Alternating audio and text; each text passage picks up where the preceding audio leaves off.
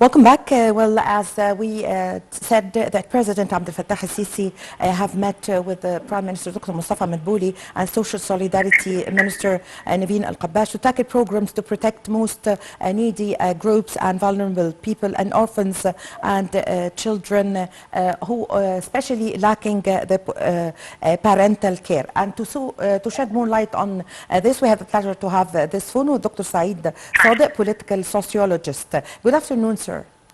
Good afternoon, my dear.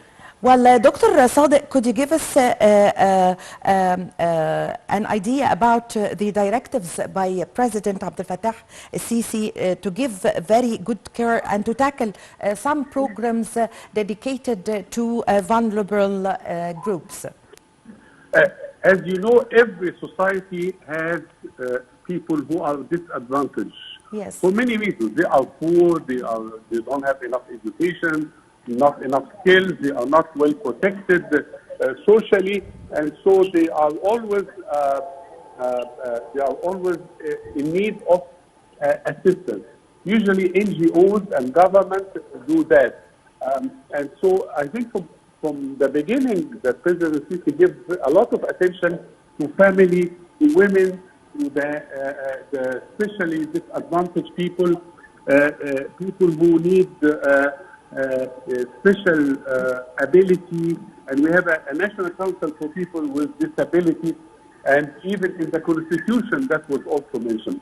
So among the things that he began is to focus on the family laws, how to raise awareness among family members, to fight customs and traditions that impede development, family size control, because you know Egypt has a big demographic problem, and so this is one of the programs that President Sisi and the Ministry of Social Affairs have been talking about, which is how to the Alternative Care Act, and it focuses again on people who are disadvantaged, orphans, children, and the youth who lack family care and protection.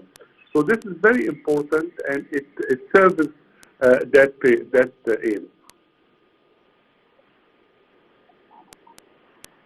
About that the President also stressed the importance to take good care also from especially the groups lacking parental care. So give us an idea about this important point, please. As you know, we have 35% of families in Egypt headed by women. Yes. And we have also people who are orphans.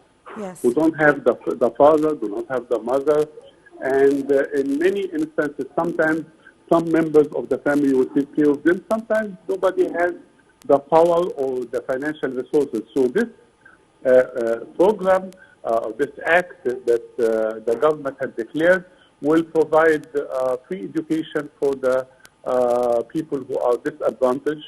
It will provide a lot of free housing, very symbolic payment, maybe 1% of what is the cost. A lot of great benefits for those people so that they feel protected. And there are also additional programs that also deal with this issue, like, for example, helping the handicapped, a friend for the handicapped. There is also a program that would also help people who are getting married. How can you resolve marital problems instead of ending in divorce? How to raise a family? Should I have so many children and then I cannot support them or not? So you have a lot of programs at the same time. Yes. So, Dr. Sadik, what are the kind of obstacles and challenges that the needy people or vulnerable groups are suffering from, and the state is trying to solve them? Financial is number one, but also care. It's not only the money that is important, but you have also somebody who would supervise. A lot of children, as you know, need guidance, need assistance, need telling you what to do, what not to do, customs, traditions, a lot of things that are supposed to be inculcated in those children. And that is the job of education system, the media, the people who are taking care of those people, of those kids and disadvantaged people. So this is very important. Yes, Dr. Sadik, also the President directed to put a program to provide the support and protection for the orphans and children in order to develop their capabilities and enhance providing care for them. What would be the return for the state and the society if among these children there are talented ones and artists, and you know that many talented people around the world or artists around the world, it's not necessarily to be you know, living in society and having everything he wants. Sometimes through challenges we find a talented child.